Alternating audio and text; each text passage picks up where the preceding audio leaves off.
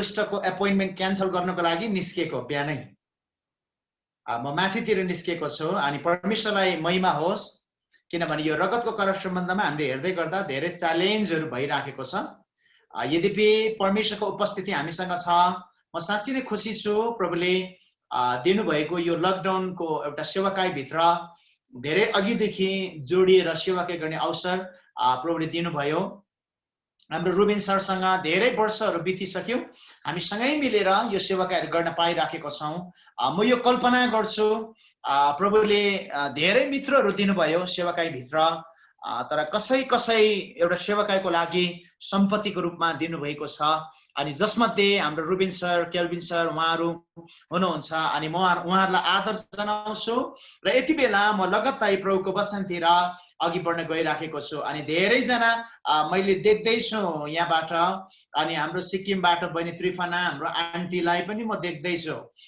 एकदमै खुसी लागेको छ उहाँहरूलाई धेरै समयपछि मैले देखिराखेको छु अघि बिहान पनि हामीले गवाईहरू सुन्यौं र विभिन्न देश विदेशबाट जोडिनु भएका प्रभुको जनहरूलाई आदर जनाउँदै म परमेश्वरको वचनतिर गइहाल्छु र अघि बिहानी मात्रै हामीले हेर्दै थियौं कि करार सम्बन्धमा अनि करार चाहिँ दुईवटा छ एउटा पुरानो करार छ अनि एउटा चाहिँ नयाँ करार छ र पुरानो करार भित्र चाहिँ थुप्रै घटनाहरू घटेको छ अनि त्यो चाहिँ एउटा छाया मात्रै हो तर हामीले त्यो छाया मात्रैलाई पनि हेर्दै गर्दा चाहिँ एउटा करार बाँधेको बेला त्यो करारले कति ठुलो शक्तिशाली काम गर्दो रहेछ भन्ने कुरालाई हामीले हेरेको छौं एउटा पशुको रगतद्वारा गरिएको एउटा करारमा त त्यति ठुलो शक्ति हुन्छ भनेदेखिलाई त्यति धेरै ठुलो एउटा के भनौं सामर्थ्य हुन्छ भनेदेखिलाई हामी त अहिले नयाँ करारमा परमेश्वरको पुत्र येशूको रगतद्वारा हामी कति धेरै शक्तिशाली छौं कति धेरै धन्यको छौं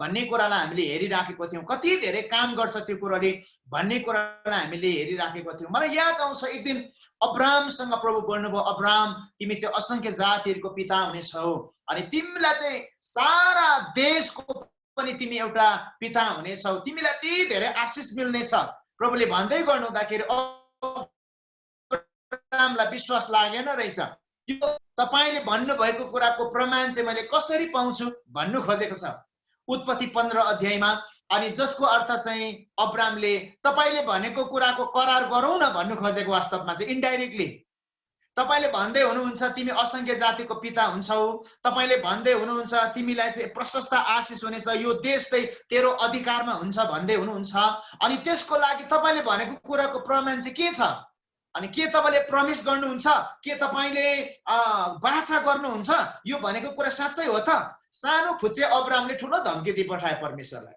अनि परमेश्वर पनि भन्नु खोजेको भन्दा पनि धेरै बुझ्नु भने परमेश्वर अनि उहाँले भन्नुभयो अब्राहम तैले भनेको कुरा यदि तँलाई मैले भनेको कुरा तँलाई विश्वास लागेन भने नि एउटा काम गर्न म उत्पत्ति 15 अध्यायको पढ्दै छु 7 पददेखि अनि फेरि उहाँले तिनलाई भन्नुभयो यो देश तेरो अधिकारमा दिनलाई कल्दीहरूको उरबाट तँलाई ल्याउने परमप्रभु म नै हुँ तर अब्राहमले भने हे परमप्रभु परमेश्वर मैले यसको अधिकार गर्न पाउँछु भनेर म कसरी थाहा पाउने म कसरी थाहा पाऊँ भन्नु खोजेको चाहिँ अब तपाईले चाहिँ मलाई कसरी प्रमाण गर्न सक्नुहुन्छ एकचोटी प्रमाण गरेर देखाउनुहोस् न भनेको चाहिँ अघि भनिहाले एकचोटी मलाई तपाईले यसको प्रमिस गर्नुहोस् करार गर्नुहोस् भन्नु खोज्दै गरेको अब परमेश्वरले के भन्नुहुन्छ त भन्दा 9 पद उहाँले तिनलाई भन्नुभयो मेरो निम्ति 3 वर्षको एउटा कोरेली 3 वर्षको एउटा बाख्रा 3 वर्षको एउटा भेडा एउटा ढुकुर र एउटा परेवाको बच्चाले अलिक मुनितिर आएर भन्छ तिनले ती सबै उहाँका ल्याए र माझमा दुई फ्याक पारेर हरेक फ्याक आम्ने सामने राखिदिए र पंक्षीहरू चाहिँ तिनले त्यसो गरेन अलिक मुनि आएर भन्छ सबै नपढौं किनभने ढिलो हुन्छ होला अनि परमेश्वरले भन्नुभयो यदि तैले करारकै कुरा गर्छस् भन्ने ल न त म त झन् साह्रो तयार छँदैछु नि अब्राहम यहाँ छ परमेश्वर यहाँ हुनुहुन्छ अनि त्यहाँनिर हरेक पशुहरू ल्याउन लगाउनु भयो दुई फ्याक पार्न लाउनु भयो दुई फ्याक पार्न लाउनु भयो तर पंक्षीहरूलाई चाहिँ त्यसो गरेन रगत बगिराखेको थियो मैले अघि बिहान पनि भने करार गर्दै गर्दा चाहिँ रगतको प्रयोग हुन्छ अब त्यति बेला चाहिँ पशु प्राणीहरू मार्नु पर्थ्यो अनि परमेश्वरले त्यसै गर्न लाउनु भयो लो अब्राहम करारमा कति सेन्सिटिभ छ त अब्राहम करारको महत्व कति बुझ्छ त भनेर परमेश्वरले भन्नुभयो। तर यहाँ चाहिँ चिल गिद्धहरू कुनै जनावरहरू आएर झम्टिनु हुँदैन है। कति तैँले ध्यान दिँदो रहेछ। स्वर्गत बगिराखेको थियो। अब्राहमले त्यसलाई बेला बेलामा चाहिँ स्याउलाहरूले चाहिँ किरा कीटाणुहरूलाई धपाउँदै थियो होइन, चिल गिद्धलाई धपाउँदै थियो। तर बाइबलले यसो भन्छ, अनि साँझ पर्दै गर्दाखेरि चाहिँ अब्राहम निदाइ पठाएछ। साँझ पर्दै गर्दाखेरि चाहिँ अब्राहम निदाइ पठाएछ प्रिय। अनि छेउको साथीलाई भनिदिनुहोस् न, निदायो अरे त भनेर भनिदिनुहोस् त। साँझ पर्दै गर्दाखेरि चाहिँ अब्राहम निदाएछ प्रिय। अनि साँझ पर्दै गर्दा जब अब्राहम निदाउँछ त्यति बेला परमेश्वरले भन्नुभयो, ओहो अब्राहम कुरा खुस्क्यो, तैँले त करारको कुरा निकै भयङ्कर गर्दै थिइस्, अनि तँ त करारमा चाहिँ कन्सन्ट्रेट छैन रहेछस् त, तेरो कुरासँग मेल खाएन। अब यस्तो हुन आउँछ, आउँदो भविष्यको पुस्ताहरू चाहिँ अनि 400 वर्षसम्म चाहिँ एउटा थिचोमिचोमा पर्नेवाला छ है। साह्रो माया लाग्दो कुरा। अघि मैले तपाईलाई अन्तिम कुरा भनेर अन्त गर्दै थिएँ, त्यो चाहिँ के थियो भन्दा जोनाथन अनि दाउदको एउटा मित्रताको फलस्वरूप चाहिँ मफीबोसेतले आउँदो पुस्ताले केही फाइदा उठाएको कुरा पाउँदै थियो भने अब्राहमको कारणले चाहिँ एउटा कुरा के हुँदैछ भन्दै गर्दा आउँदो पुस्ता चाहिँ 400 वर्षसम्म थिचोमिचोमा पर्दैछ। साह्रो डर लाग्दो कुरा हैन, दुःख लाग्दो कुरा। अनि त्यति नै बेला डिक्लेयर भयो त्यो कुरा, अनि परमेश्वरको वचनले भने अनुसार भविष्यको दिनमा पूरा भयो। अनि हामीले प्रस्थानमा गएर चाहिँ फेरि पनि परमेश्वरले छुटकारा गराउनु भएको घटना थाहा पाउँछौँ। द्याट मिन्स हामीले बुझ्न पर्ने कुरा चाहिँ के हो भन्दा करारमा चाहिँ अब्राहम कन्सन्ट्रेट हुनुपर्ने थियो। वास्तवमा करारमा चाहिँ अब्राहम चाहिँ ध्यान केन्द्रित हुनुपर्ने थियो। तर ध्यान केन्द्रित नहुँदै गर्दाखेरि चाहिँ एउटा के समस्या भयो भन्दै गर्दाखेरि चाहिँ आउँदो पुस्ताहरू चाहिँ थिचोमिचोमा पर्ने भयो। यसकारणले गर्दा त्यो पुरानो समयमा एउटा पशुद्वारा बगाएको रगतको एउटा के भनौँ करारभित्र हेलचेक्राइ गर्दा त त्यस्तो हुन्छ भने मैले तपाईँलाई बारम्बार भन्दैछु कि हामी चाहिँ न्यू टेस्टामेन्टमा परमेश्वरको पुत्र यीशु ख्रीष्टले चाहिँ हामीलाई एउटा करारभित्र बाँध्नु भएको छ। मैले अघि पनि तपाईलाई भने आदम र हवाले गरेको गल्तीको दिनदेखि चाहिँ मानिसभित्र चाहिँ एउटा के भनौँ आत्मा चाहिँ मरतुल्य थियो। तर पवित्र आत्मा परमेश्वर अर्थात् यीशु ख्रीष्ट जसलाई हामीले ग्रहण गर्यौं, उहाँको रगतलाई स्वीकार गर्यौं, त्यो दिनदेखि रगतलाई स्वीकार गरेको दिनदेखि चाहिँ हाम्रो मरेको आत्मा चाहिँ फेरि पनि जिउँदो बनाइदिनु भयो। अनि हामीलाई त्यो जिउँदो बनाइदिनु भयो। जसले चाहिँ यीशुलाई ग्रहण गर्छ अनि त्यो मानिसहरूले चाहिँ यीशुसँग करारमा बाँधिन्छ। अनि त्यो करारमा बाँधेको मानिसभित्र चाहिँ पवित्र आत्मा परमेश्वर आएर बस्नुहुन्छ। मैले तपाईँलाई अघि पनि यो कुरा डिक्लेयर गरिसकेको छु। सो अब त्यो घटना परमेश्वरले चाहिँ आदमबाट गुमाएको वास्तविकतालाई फेरि पनि न्यू टेस्टामेन्टमा आएर यीशु ख्रीष्टले चाहिँ हामीलाई फेरि पनि एउटा करारमा बाँधेर चाहिँ त्यो मरेको कुरालाई फेरि पनि जीवनमा परिणत गर्नुभएको छ। अनि यो करारले चाहिँ हामीलाई के गर्यो त भन्दै गर्दा हामी मरेका थियौँ, हामीलाई जिउँदो बनाएको छ यो करारले। अनि यो जिउँदोपन भित्रको महत्व चाहिँ हरेक ईसाईले बुझ्नुपर्छ। हरेक प्रभुको जनहरूले चाहिँ बुझ्नुपर्छ यो करारको महत्वलाई। अनि हामीले यसरी बुझ्नुपर्छ, म चाहिँ क्रिस्चियन भए मात्रै होइन, तर म चाहिँ करारमा आएको एउटा व्यक्ति हो भनेर बुझ्नुपर्छ। अनि जुन दिन तपाईँ र म क्रिस्चियन भयौँ, प्रभुलाई ग्रहण गर्यौँ, त्यो दिनदेखि चाहिँ तपाईँ र म चाहिँ करारको व्यक्ति भएका छौँ। अनि पुरानो नियममा हामीले हेर्दै थियौँ, करार भङ्ग गर्नेको जीवनमा डरलाग्दो कुराहरू भयो। उनीहरूको श्राप उनीहरूले भोग्न पर्यो। भनेपछि अब नयाँ करारमा चाहिँ तपाईँ र म उहाँसँग बाँधेको कारणले गर्दाखेरि झन् साह्रो ध्यान केन्द्रित, झन् साह्रो सेन्सिटिभ हुने समय आएको छ। म हिब्रू 9 अध्यायको 15 पदलाई यसरी पढ्छु। नयाँ करारको कुरातिर हामी जाँदै गर्दा हिब्रू 9 अध्यायको 15 पद, यसै कारण उहाँ नयाँ करारका मध्यस्थ हुनुहुन्छ। नयाँ करारको मध्यस्थ हुनुहुन्छ यस हेतुले कि बोलावट पाएकाहरूले प्रतिज्ञा गरेको अनन्त उत्तराधिकार प्राप्त गरून्, किनकि एकजनाको मृत्युको मोल भइसकेको छ, जस तरह पहिलो करारको समयमा भएका अपराधहरूबाट उद्धार पाइन्छ। हेर्नुहोस् है प्रिय, यहाँनिर प्रभुको वचनले भन्छ सुरुको कुरा मात्रै गरौँ, उहाँ चाहिँ अब नयाँ करारको मध्यस्थ हुनुहुन्छ। उहाँ चाहिँ नयाँ करारको मध्यस्थ हुनुहुन्छ। तपाईँ र मेरो लागि कसै जसले चाहिँ तपाईँ र मलाई चाहिँ अंकमाल गर्दथ्यो, जसले चाहिँ तपाईँ र मलाई मरेकोबाट जीवन दिँदथ्यो। तपाईँ र मेरो जिन्दगीको आशा कहीँ पनि थिएन, तर परमेश्वरको पुत्र यीशु ख्रीष्ट यस संसारमा आउनुभयो एउटै उद्देश्यले कि उहाँले तपाईँ र मलाई आफ्नो करारमा जोड्नको लागि उहाँ मध्यस्थ भएर आउनुभयो। तर उहाँ चाहिँ जुन दिन यीशु ख्रीष्ट क्रुसमा मर्नुभयो, मर्दै गर्नु हुँदाखेरि चाहिँ बाइबलले के भन्छ भन्दै गर्दा एउटा ठुलो लेनदेन हुँदै थियो। ठुलो लेनदेन हुँदै थियो। सुरुमा हामीले हेर्दै थियौँ कि एउटा करार गर्ने चाहिँ एकजना मात्रै भएर हुँदैन, दुईजनै हुनु पर्यो। अनि त्यो करारमा चाहिँ खास्टो साटासाट, पेटी साटासाट, होइन, रगतको त्यहाँनिर प्रयोग, थुप्रै कुराहरू चाहिँ त्यहाँनिर साटासाट हुन्थ्यो। भने जुन दिन यीशु ख्रीष्ट क्रुसमा मर्दै हुनुहुन्थ्यो नि प्रिय, त्यो दिन तपाईँ र मेरो लागि एउटा आत्मिक दुनियाँमा एउटा लेनदेन हुँदै थियो। हाम्रो पाप चाहिँ उहाँले लिएर उहाँको धार्मिकता चाहिँ हामीलाई दिँदै हुनुहुन्थ्यो। हाम्रो अपराध चाहिँ उहाँले लिएर त्यो क्षमा चाहिँ उहाँले हामीलाई दिँदै हुनुहुन्थ्यो। अनि उहाँले चाहिँ हाम्रो लागि चोट चाहिँ उहाँले सहेर हामीलाई चङ्गाइ दिँदै हुनुहुन्थ्यो। हाम्रो श्राप चाहिँ उहाँले लिएर हामीलाई आशिष दिँदै हुनुहुन्थ्यो। हाम्रो जीवनको सबै कुराहरू चाहिँ उहाँले लिँदै हुनुहुन्थ्यो। अनि उहाँमा भएको आशिष, समृद्धि, उन्नतिको कुराहरू अनि हामीले नसक्ने कुरा चाहिँ सबै कुराहरू चाहिँ उहाँले गरिदिँदै हुनुहुन्थ्यो। अनि एउटा ठुलो लेनदेन थियो। हामी, तपाईँलाई थाहा छ, हामी एक दिन पापको दागले कुरूप भएका थियौँ प्रिय। किनभने त्यतिखेर गलाती 6:17 पावलले यसो भन्छ, अब उपरान्त मलाई कसैले पनि दुःख नदियोस्, अब उपरान्त मलाई कुनै पनि कुराले चाहिँ नसताओस्, किनभने म त यीशुको डामलाई बोकेर जिउँदैछु, यीशुको दागलाई बोकेर जिउँदैछु। द्याट मिन्स पावलले भन्नु खोज्दै गरेको कुरा चाहिँ के हो भन्दा नि गलाती 6:17 अनुसार तपाईँ र म चाहिँ एक दिन पापको दागले भरेको थियौँ प्रिय। पापको दागले तर मलाई कुरूप बनाएको थियो प्रिय। हाम्रो जिन्दगी चाहिँ यति साह्रो कुरूप थियो, हेर्नै नसकिने थियो प्रिय। तर यीशु ख्रीष्टले चाहिँ हाम्रो पापको दागलाई बोकिदिनु भयो। अनि उहाँको धार्मिकता चाहिँ हामीलाई दिनुभयो उहाँले।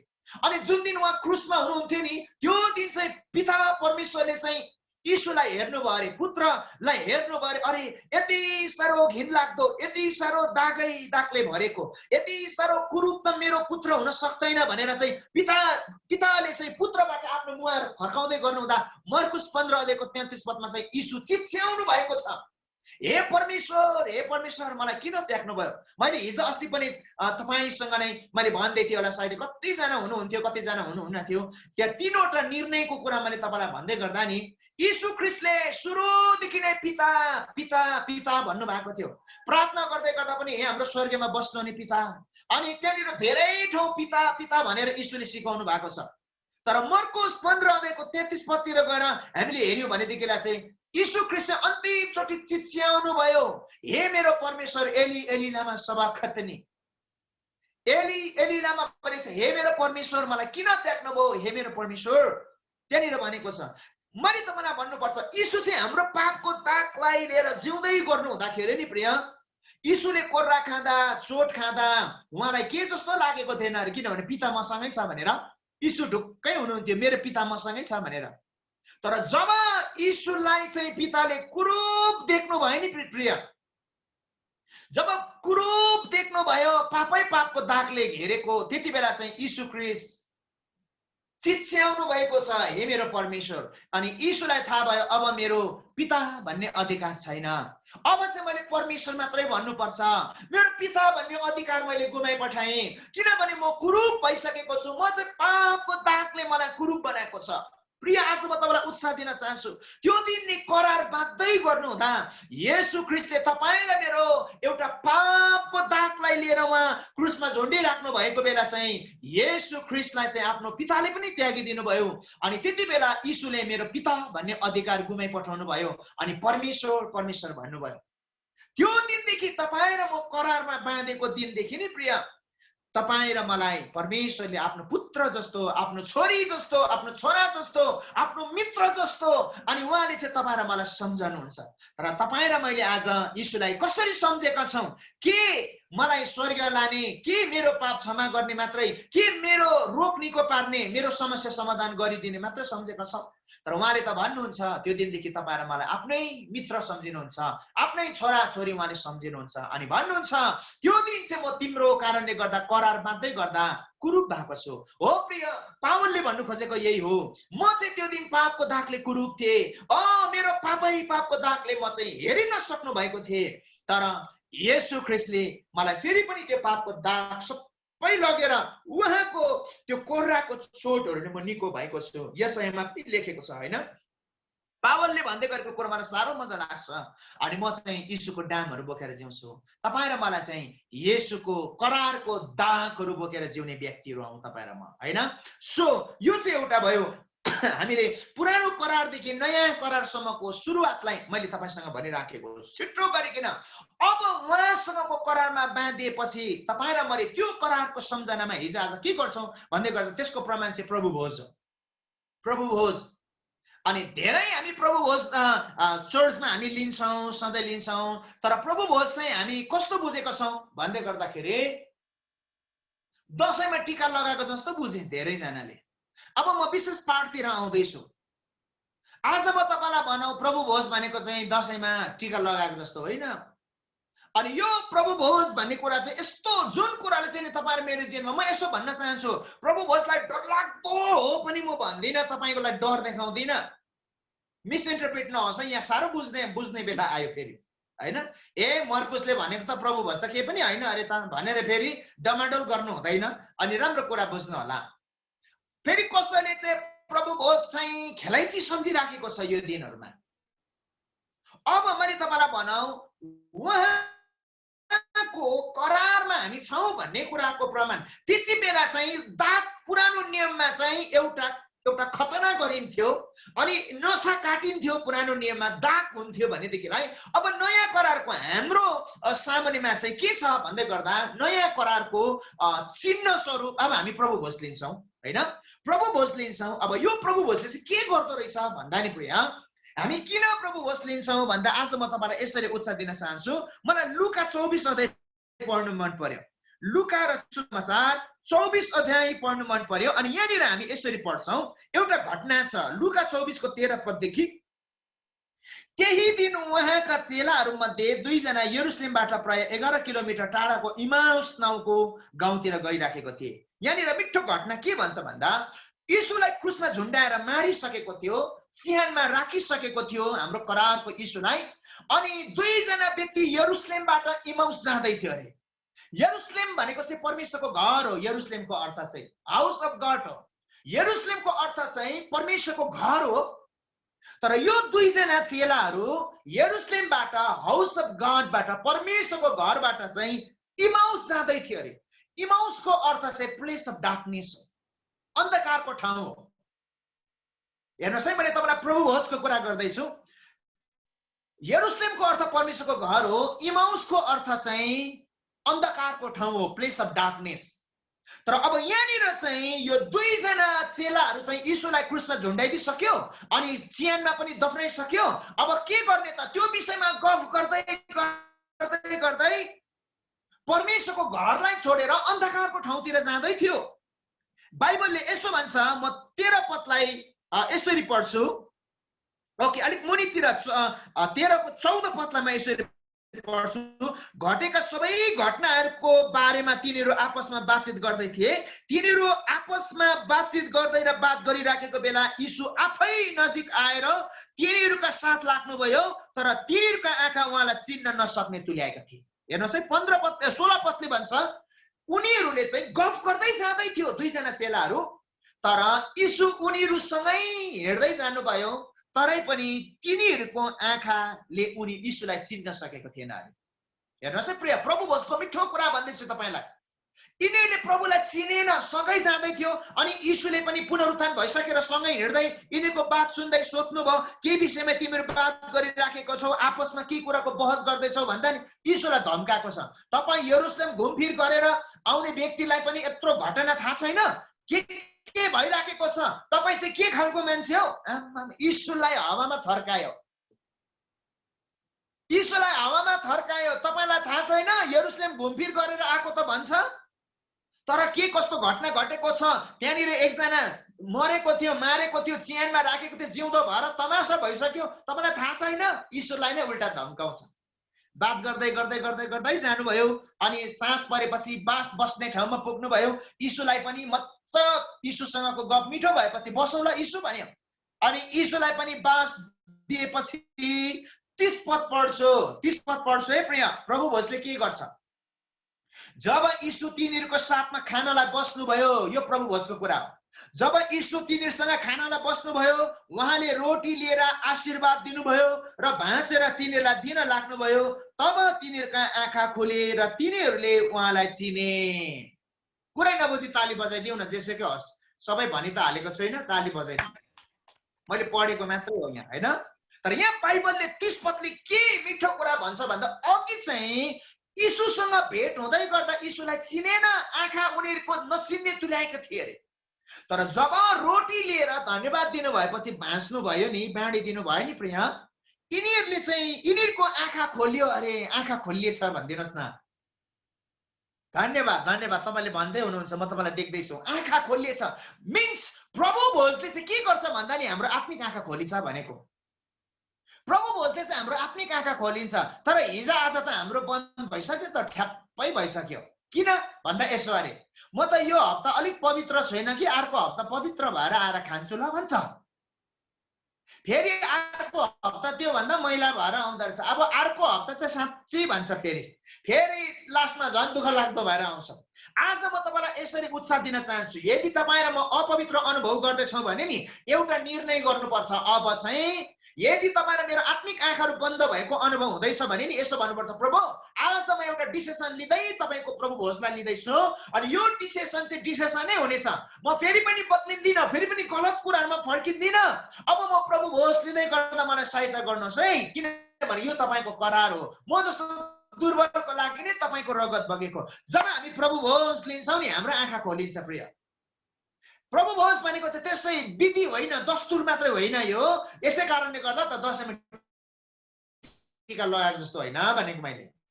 प्रभु भोजले चाहिँ हाम्रो आत्मिक आँखा खोलिन्छ, हाम्रो रेभोल्युसन खोलिन्छ। म तपाईँलाई उत्साह दिन्छु, तपाईँ कतिजना हप्ता अर्को हप्ता यो महिना अर्को नखाएर वर्ष दिन बितिसक्यो होला, अनि तपाईँ पवित्र हुनै सकिराख्नु भएको छैन होला। तर आज म तपाईँलाई उत्साह दिन चाहन्छु, प्रभु भोजले हाम्रो आँखा खोलिन्छ प्रिय। प्रभु भोजले आँखा खोलिन्छ, हाम्रो आत्मिक आँखा खोलिन्छ। अनि बाइबलले भन्छ 30 पदमा अलिक मुनितिर आएर, र तिनीहरूको आँखा खोले र तिनीहरूले उहाँलाई चिने। आँखा खोलिने एउटा कुरा हो, उहाँलाई चिन्नु अर्कै कुरा हो प्रिय।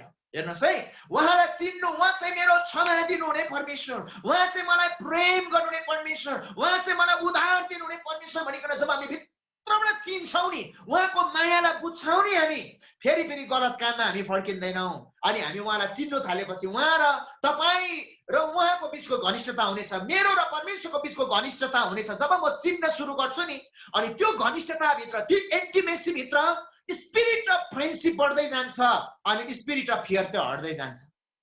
जब तपाईँ र मैले चिन्न सुरु गर्छौँ नि हाम्रो परमेश्वरलाई, स्पिरिट अफ फ्रेन्डसिप बढ्छ, मित्रताको आत्मा बढ्छ, तर डरको आत्मा चाहिँ हट्दै जान्छ प्रिय।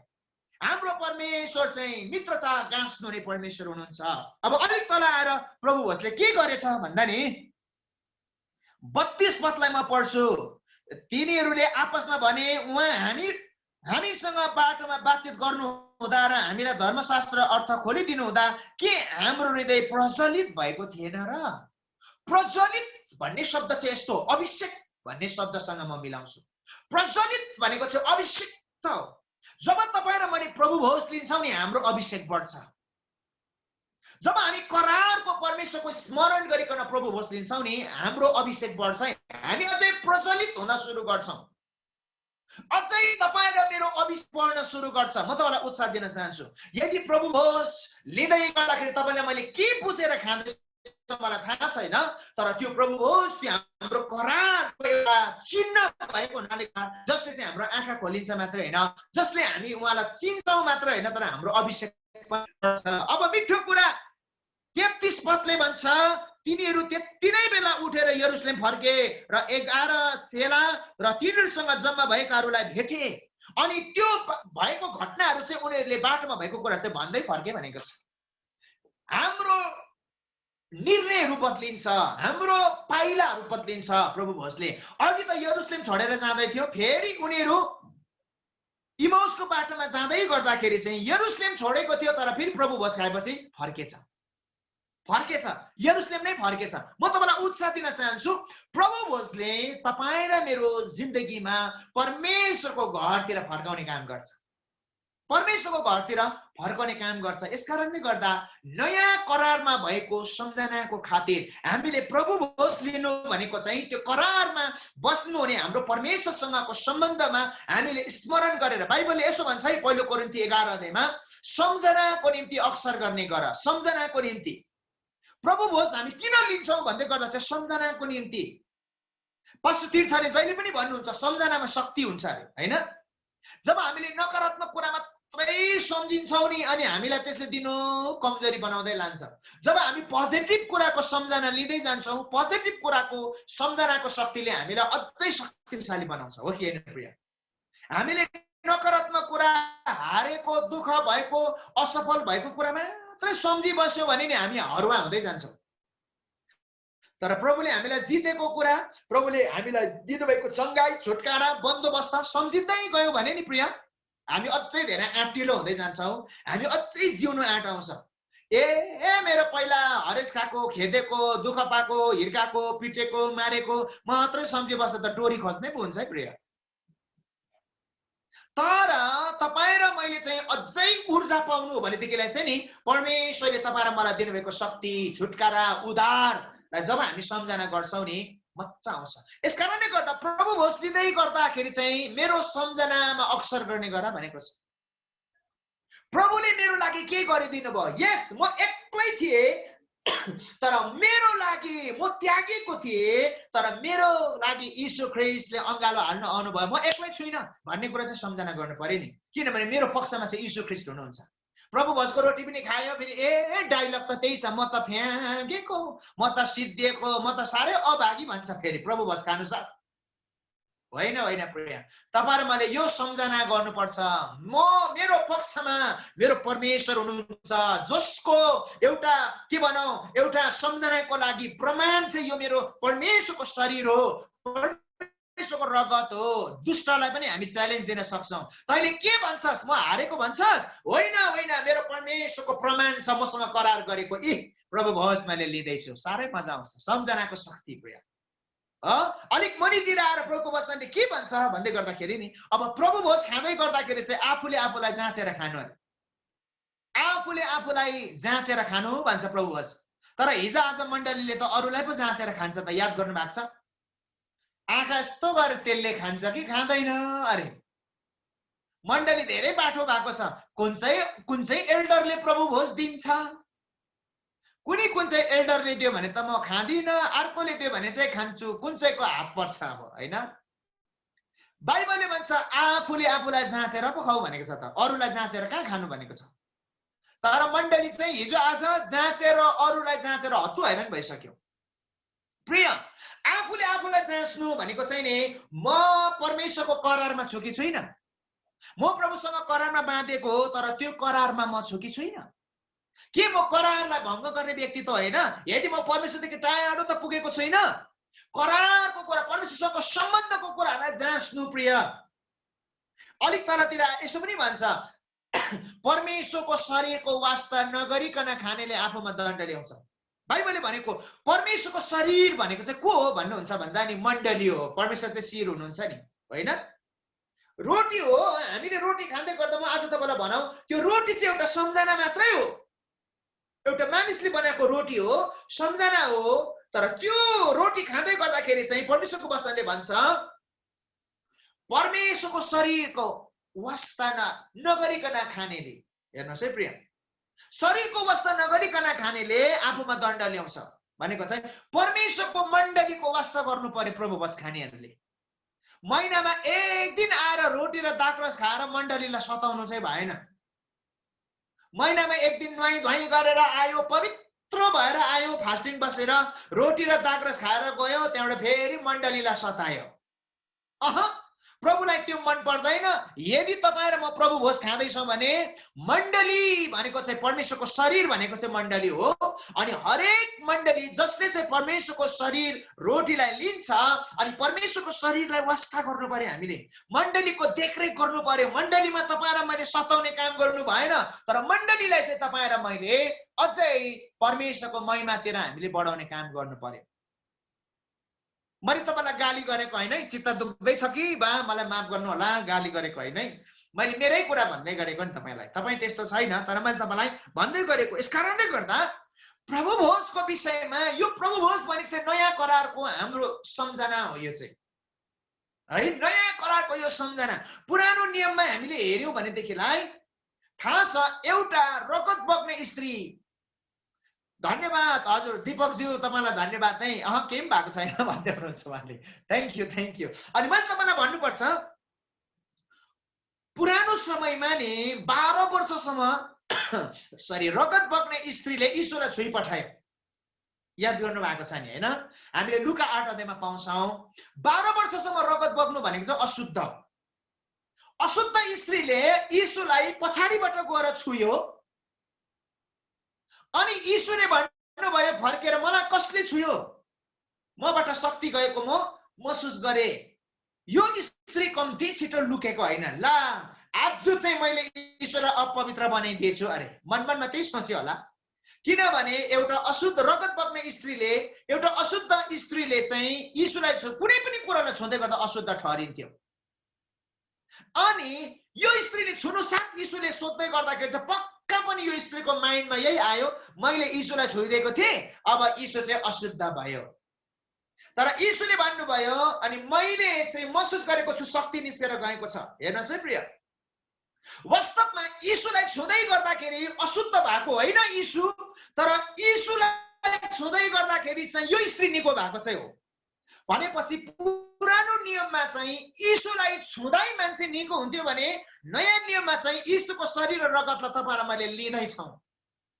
यीशुको शरीरलाई तपाईँ र मैले लिँदैछौँ रगतलाई भनेपछि हामी झन् साह्रो कति धेरै चाहिँ निको छुटकारा चङ्गाई स्वस्थ र डेलिभरेन्स हुन्छौँ होला हो प्रिय। आज म तपाईँलाई उत्साह दिउँ, प्रभुको शरीर र मासुलाई र रगतलाई हामीले लिँदै गर्दाखेरि त्यो समयमा चाहिँ लुका र चिसो समाचारमा चाहिँ छुँदै निको भयो भने आज त तपाईँ र मैले खाँदैछौँ होइन? अब यो खाँदै गर्दाखेरि त हाम्रो झन् धेरै आशा छ। अब यो प्रभु भोजले के गर्छ त म तपाईँलाई अलिकति केही पोइन्टहरू दिन गइराखेको छु, त्यसपछि रहस्यमय कुरा भनेर म अन्त्याउँछु है त। अनि यहाँनिर किन हामी प्रभु भोज लिँदै गर्दा चाहिँ के हुन्छ त हाम्रो जीवनमा? प्रभु भोजले के गर्छ भन्दा नि बल प्रदान गर्छ हामीलाई प्रिय, आत्मिक बल प्रदान गर्छ। तपाईँले छेउमा भजन सङ्ग्रह 30 अध्यायको 5 पद लेखिराख्नु भए हुन्छ। सुनिल सर धन्यवाद तपाईँको कमेन्ट्सको लागि। यहाँनिर बाइबलले भन्छ भजन सङ्ग्रह 30 को 5 पदमा शत्रुहरूको सामने परमप्रभुले मेरो निम्ति भोजन तयार गर्नुभएको छ, भोजको कुरा गरेको छ। हामीलाई प्रभु भोजले आँखा खोल्छ मात्रै होइन, यीशुलाई चिन्छौँ मात्रै होइन, अभिषेक बढ्छ मात्रै होइन, तर हाम्रो आत्मिक बल पनि हामीलाई प्रभु भोजले दिन्छ प्रिय।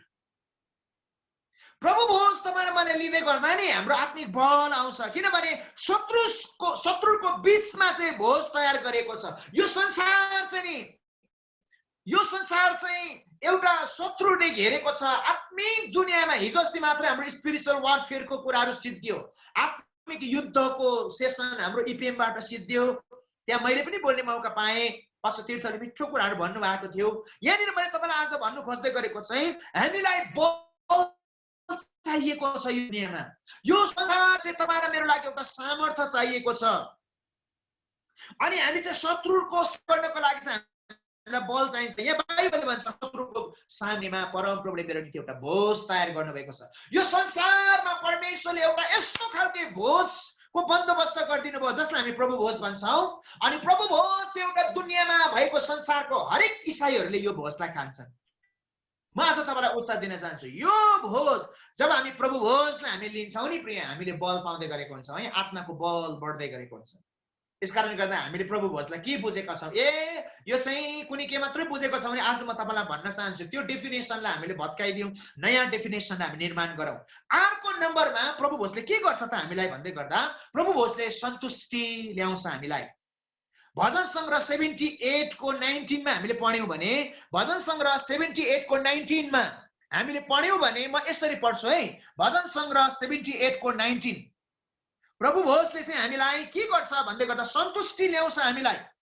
तिनीहरूले परमेश्वरको विरुद्धमा यस्तो वचन बोले, के परमेश्वरले उजाड मरुभूमिमा खानेकुरा दिन सक्नुहुन्छ र?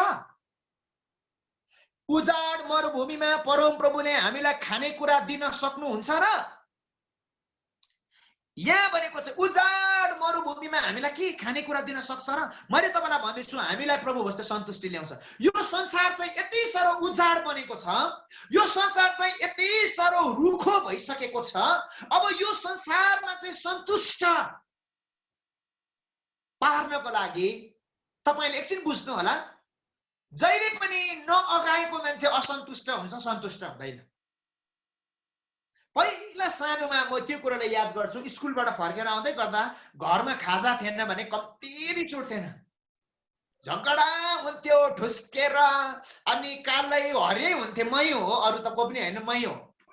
किन भन्दै गर्दा अनि भोक लागेको हुन्थ्यो, अब गाउँमा हुर्केको केटा, अनि यसो त्यो के भन्छ भाँडा उगारेर हेर्दा मकै थियो भने पनि रिस उठ्थ्यो, किनभने खुब मकै दिन्थ्यो त्यति बेला। अनि त्यो भोकको अनुभव भित्र चाहिँ नि असन्तुष्टै भइन्थेन, साह्रो रिस उठ्थ्यो। सायद कसै कसैसँग मिल्दैछ, धन्यवाद हजुर। सो मैले तपाईँलाई भन्नु खोज्दै गरेको, जब हामी भोकाएको हुन्छौँ नि हामी असन्तुष्ट हुन्छौँ। यो संसार चाहिँ अब यस्तो रुखो भएको छ, मरुभूमि जस्तो छ। अब यो संसारमा चाहिँ जब तपाईँ र मैले परमप्रभु परमेश्वरले राखिदिनु भएको प्रभु भोजलाई हामी लिन सुरु गर्छौँ नि, एक प्रकारको सेटिस्फाई हुन्छ हाम्रो जीवनमा। त्यो चाहिँ एउटा करार हो, किनभने हाम्रो परमेश्वर चाहिँ हामीलाई तृप्त पार्नमा आउनु भएको, सन्तुष्ट पार्नको लागि पनि आउनु भएको। इजरायलीहरू पनि खानु नपाएर गनगन चाहिँ नगरेको होइन, गरेकै हो नि त। कसले सन्तुष्ट दिन सक्छ? तर हाम्रो परमेश्वर यस्तो परमेश्वर हो, हाम्रो करार गर्नुहुने परमेश्वर यस्तो परमेश्वर हो, तपाईँ र मलाई असन्तुष्ट पनि पार्नुहुन्न, हामीलाई सन्तुष्ट पार्नुहुन्छ। यस कारणले गर्दा प्रभु भोजले हाम्रो जीवनमा सन्तुष्ट पनि ल्याउँछ। म तपाईँलाई उत्साह दिन चाहन्छु। अर्को नम्बरमा प्रभु भोजले हामीलाई आत्मिक एकतामा ल्याउँदछ। प्रभु भोजले हामीलाई आत्मिक एकतामा ल्याउँदछ। पहिलो कोरिन्थी 10 अध्यायको 17 पद, पहिलो कोरिन्थी 10 अध्यायको 17 पदलाई हामी अलिकति हेर्नेछौँ। पहिलो कोरिन्थी 10 अध्यायको 17 पदले हामीलाई के भन्छ त भन्दै गर्दाखेरि,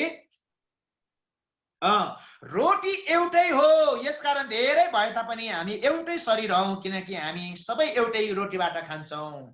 वाउ भनिदिनुहोस् न, जेसुकै होस्। धन्यवाद धन्यवाद धन्यवाद। यहाँनिर प्रभुको वचनले भन्छ, प्रभु भोजले हामीलाई के गर्दो रहेछ भन्दा नि, हामीलाई प्रभु भोजले आत्मिक एकतामा ल्याउँदछ।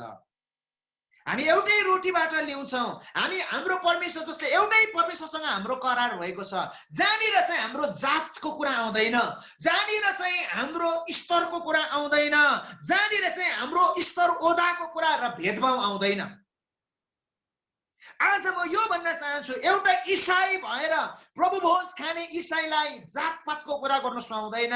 प्रभु भोज खाने इसाईलाई ओदा र मतभेद गर्ने अधिकार छैन। आज म तपाईलाई भनौँ, किनभने हामी प्रभु भोज खाँदैछौँ भने नि त्यो कुरोको लागि पनि हामीले प्रभुलाई सरी भन्नुपर्छ। प्रभु म त प्रभु भोज खाँदैछु, तर जातपातको कुराको ठुलो म भित्र एउटा कुरा खट्टिएको छ, म क्षमा माग्छु। आफूले आफूलाई जान्छ भनेको त्यो पनि हो है। प्रभु परमेश्वरले मानिसलाई बनाउँदै गर्नु हुँदा नि प्रिय, हातले बनाउनु भयो। सृष्टिकर्ता परमेश्वरले मानिसलाई मुछेर माटोबाट हातले बनाउनु भयो, छुएर बनाउनु भयो। हाम्रो परमेश्वरले, परमेश्वर महान परमेश्वरले त हामीलाई छुएर बनाउनु भयो भने हामी छुत अछुत कुरा गर्ने को होइन प्रिय? परमेश्वरले त हामीलाई छुएर बनाउनु भएको छ, आफ्नै हातले छुएर बनाउनु भयो। आज म तपाईलाई इन्करेज गर्न चाहन्छु, प्रभु भोजले चाहिँ तपाईँ र मलाई आत्मिक एकतामा ल्याउँछ। हामी चाहिँ आत्मिक एउटै रगतले किनेको मानिसहरू भएको हुनाले गर्दा प्रभु भोजले तपाईँ र मलाई आत्मिक एकतामा ल्याउँछ, किनभने रोटी एउटै हो, परमेश्वरको शरीर एउटै हो। म तपाईँलाई उत्साह दिन चाहन्छु। प्रभु भोज खाने व्यक्तिहरू हामीले एउटा डिसिसन लिनुपर्छ। म चाहिँ करारमा, प्रभुले हामीलाई छुट्याउनु भएन अनि हामी करारमा बाँधेको मानिसहरूले पनि छुट्याउनु मिल्दैन। धेरैचोटि हामी संसार वर्ल्डली सिस्टममा होइन तर गडली सिस्टममा चल्ने मानिसहरू भएको हुनाले गर्दा प्रभु भोजको फाइदाको कुरा भन्दैछु। अर्को नम्बर, प्रभु भोजले हाम्रो गवाईलाई अझै अझै अझै हाम्रो गवाईलाई के गर्छ? नयाँ बनाउँछ। हाम्रो गवाईको वासनालाई सुगन्धित एउटा धूप जस्तो बनाइदिन्छ। म तपाईँलाई श्रेष्ठ गीतको कुरा पढेर सुनाइहाल्छु है। 1 अध्याय, श्रेष्ठ गीत 1 अध्यायको 12 पद पढ्नु मन पर्यो मलाई। श्रेष्ठ गीत 1 अध्यायको 12 पद पढ्छु है। प्रभु भोजले हाम्रो गवाईको सुगन्धित वासनालाई अझै के गरिदिन्छ? सुगन्धित बनाइदिन्छ। म यसरी पढ्दैछु। महाराजा आफ्नो टेबलमा बस्नुहुँदा मेरो अत्तरले आफ्नो वासना फिजायो। श्रेष्ठ गीत 1 अध्यायको 12 पदले भन्छ महाराजा आफ्नो टेबलमा बस्नुहुँदा। यहाँनिर हामीले कुरा गर्दै गरेको लोर्ड्स टेबल हो। यहाँनिर परमेश्वरको प्रभु भोजको कुरा गर्दैछौँ, टेबलको कुरा गर्दैछौँ। महाराजा आफ्नो टेबलमा बस्नुहुँदा मेरो अत्तरले आफ्नो वासना फिजायो। वासना दुर्गन्ध होइन, सुगन्धको कुरा गर्दैछ। प्रभु भोजले तपाईँ र मेरो जीवनमा के गर्दो रहेछ भन्दा नि हाम्रो टेस्टमनीलाई अझै नयाँ बनाउँदो रहेछ।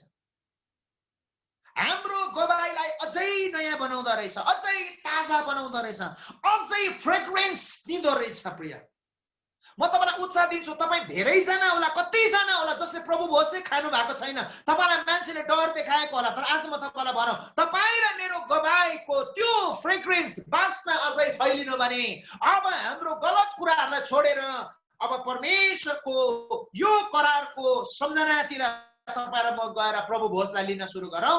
अनि जुन चाहिँ कुराले चाहिँ तपाईँ र मेरो गवाईको वासनालाई अझ नयाँ बनाइदिन्छ। प्रिय, अब यहाँदेखि उता मैले तपाईँलाई नबनाऊ, धेरै छ प्रभु भोजको फाइदाहरू। अब तपाईँ र मैले यो प्रभु भोजको फाइदाको कुरा त बुझ्यौँ, तर अब कसरी लिने यसलाई? हाउ टु टेक, यसलाई कसरी लिने त भन्दै गर्दा नि प्रस्थान 12 अध्यायको 3 पदलाई म पढ्नु मन पर्यो। अब कसरी लिने, यसको फाइदाको कुराहरू त हामीले हेर्यौँ, तर अब प्रभु भोज लिँदै गर्दा कसरी लिने अघि नै हामीले हेरेका छौँ। आफूले आफूलाई जाँचेर परमेश्वरको शरीरको वास्ता गरेर अब अझै त्यसमा थप्दैछु है। प्रस्थान 12 अध्यायको 3 पदले इजरायलका सारा समुदायलाई यसो भन कि महिनाको 10औं दिनमा तिनीहरू हरेकले आफ्नो आफ्नो परिवारको निम्ति हरेक घराना अनुसार एक एक पाठो लिएर राखोस्। एक एक पाठो भनिदिनुहोस् त। ओके, धन्यवाद। तपाईँको साउन्डलाई नसुने पनि देख्दैछ, मुख मजाले हल्लिँदैछ होइन। अनि यहाँनिर चाहिँ भन्छ एक एक पाठो, अलिक माथितिर चाहिँ भन्छ आफ्नो आफ्नो पनि भनेको छ, आफ्नो आफ्नो पनि भनिदिनुहोस् न। धन्यवाद धन्यवाद हजुर। अनि यहाँनिर चाहिँ भन्छ यो चाहिँ इजरायलीहरू चाहिँ मिश्र देशबाट अन्तिम प्रभु भोज खाएर निस्किँदै गरेको एउटा चिन्ह हो, वास्तवमा चाहिँ घटना हो। तर त्यति बेला यो रगतको कुरा, यो टेबलको कुरा गर्दै गर्दाखेरि प्रभुले भन्नुहुन्छ इजरायलीहरूले चाहिँ आफ्नो आफ्नो पाठो लिएर आउनुपर्छ है, व्यक्तिगत पर्सनल। हेर्नुहोस् है प्रिय, प्रभु भोज खाने मान्छेको सम्बन्ध यसले के बताउँछ भन्दा प्रभु भोज खाने मान्छेको सम्बन्ध प्रभुसँग आफ्नो आफ्नो व्यक्तिगत ठिक हुनुपर्छ भनेको नि। अनि छोराले प्रभु भोज खाँदैछ, बाउ रुएर हुँदैन, आमा रुएर हुँदैन, तर बाइबलले भने अनुसार प्रभु भोज खानेहरूको सम्बन्ध चाहिँ आफ्नो आफ्नो ठिक हुनुपर्छ। किनभने परमेश्वरले करार बाँध्दै गर्नुहुँदा तपाईँ र मसँग इन्डिभिजुअल करार बाँध्नु भएको छ। तपाईँ र म चाहिँ करारको व्यक्ति भएको हुनाले गर्दा म तपाईँलाई उत्साह दिन चाहन्छु। प्रस्थान 12 अध्यायको 3-4 पदले भने अनुसार आफ्नो आफ्नो सम्बन्ध, आफ्नो आफ्नो पाठो भनेको छ। आफ्नो आफ्नो सम्बन्ध चाहिँ परमप्रभु परमेश्वरसँग चाहिँ ठिक हुनु पर्यो। व्यक्तिगत सम्बन्ध परमप्रभु परमेश्वरसँग ठिक हुनु पर्यो। अब 11 पदलाई पनि म जोड दिँदैछु है। अब प्रभु भोज खाँदै गर्दा प्रस्थान 12 अध्यायको 11 पदलाई पनि म पढ्दैछु। पटुका कसेर खुट्टामा जुत्ता लगाएर हातमा लौरो लिएर हतार हतार गरे तिमीहरूले त्यो खानु, यो परम प्रभुको निस्तार चाड हो। हेर्नुहोस् है प्रिय, अब बाइबलले भन्नु खोज्दै गरेको कुरा चाहिँ अब कसो अरे भन्दाखेरि चाहिँ अर्को प्रकार चाहिँ कसरी खानु त प्रभु भोज भन्दै गर्दा चाहिँ पटुका कसेर अरे। पटुका पनि भनिदिनुहोस् न, जेसुकै होस्। पटुका, धन्यवाद धन्यवाद हजुर। अनि यहाँनिर चाहिँ बाइबलले पटुका भनेको चाहिँ पेटीको कुरा हो, यो बेल्टको कुरा। पटुका चाहिँ तपाईँ र मैले पेटी चाहिँ शरीरको अरू भागमा बाँधेको हामीले देखेका छैनौँ। पेटी भन्नु बित्तिकै सेन्टर पोइन्टमा बाँधिन्छ हैन? पेटी भन्नु बित्तिकै सेन्टर पोइन्टमा बाँधिन्छ, यो चाहिँ सेन्टर पोइन्टको कुरा हो। अनि सत्यताको कुरा हेर्नुहोस् है प्रिय, प्रभु यो हाम्रो जीवनको प्रभु भोज खाने व्यक्तिको सेन्टर पोइन्ट चाहिँ यीशु ख्रीष्ट हुनुपर्छ। हामीले जेसुकै गरौँ, हामीले नोकरी गरौँ, हामीले कुनै पनि व्यवसाय गरौँ, बिजनेस गरौँ, हामीले यो संसारमा जतिन्जेलसम्म बाँचौँ नि, हाम्रो सेन्टर पोइन्ट चाहिँ यीशु ख्रीष्ट नै हुनुपर्छ। अनि यहाँ बाइबलले भन्छ इफिसीमा सत्यताको पेटी पनि भनेको छ। अनि प्रभु भोज खाने मान्छे चाहिँ सत्यवादी हुनुपर्छ, झुटोवादी होइन, झुक्क्याउने वादी होइन। तर प्रभु भोजले पेटीले चाहिँ सत्यतालाई पनि बताउँछ अनि एउटा सेन्टर पोइन्टलाई पनि बताउँछ। हाम्रो जिन्दगीको सेन्टर पोइन्ट यीशु हुनुपर्छ प्रभु भोज खानेहरूको। अर्को कुरो चाहिँ अनि सत्यवादी हुनुपर्छ हामी, किनभने परमेश्वर सत्य हुनुहुन्छ। र आज म तपाईलाई उत्साह दिन चाहन्छु, प्रभु भोज खाने मान्छेहरू चाहिँ एउटा सत्यताको पाइला चाल्ने हुनु पर्यो। हामीले जान्छौँ, म कति धेरै सत्यतामा जिउँदैछु, कति धेरै म सत्यवादी छु। तपाईँ एक्लै हुँदा पनि नडराउनुहोस् प्रिय, म तपाईँलाई उत्साह दिन्छु। तपाईँ सत्यको पक्षमा बोल्दै हुनुहुन्छ, सत्य काम गर्दै हुनुहुन्छ, एक्लै हुनुहुन्छ भने नडराउनुहोस्, किनभने सत्यको विजय हुन्छै हुन्छ। किनभने यीशु ख्रीष्टलाई मानिसहरूले एक्लै बनाइदिएको थियो, तर यीशु ख्रीष्ट विजय भएरै छाड्नु भयो, किनभने उहाँ चाहिँ सत्य परमेश्वर हुनुहुन्छ। तपाईँ र म पनि प्रभु भोज खाने मान्छेहरू डुअल नेचरको हुनु भएन। अनि तपाईँ र म चाहिँ प्रभु भोज खाने मान्छे चाहिँ सत्यवादी हुनु पर्यो। यस कारणले गर्दा यहाँ बाइबलले भन्छ पटुका कसेर खानु तिमीहरूले। अनि तिमीहरूले दोस्रो नम्बरमा चाहिँ खुट्टामा जुत्ता लगाएर, हैन, पटुका कसेर खुट्टामा जुत्ता लगाएर। प्रभु भोज खाने मानिसहरूले चाहिँ जुत्ताले चाहिँ सुसमाचारलाई बताउने भएको हुनाले गर्दा हामी प्रभुको जनहरूले सुसमाचार प्रचार गर्नै पर्छ। म आज तपाईँलाई उत्साह दिउँ, हामी प्रभु भोज खाने व्यक्तिहरूले हाम्रो करारमा हामी बाँधेको हाम्रो परमेश्वरको विषयमा हामीले भन्नै पर्छ। हामी त करारमा बाँध्यौँ, तर धेरै मानिसहरू छ जोहरू करारमा आउन आज बाँकी छ। हामीले अघि बिहान हेर्दै थियौँ, त्यो भेट हुने पालबाट मात्रै ईश्वरलाई भेट्न सक्थ्यो मानिसले, अरू विधिले भेट्नै सक्दैन थियो, उनीहरूको आफ्नै आइडियाले भेट्नै सक्दैन थियो।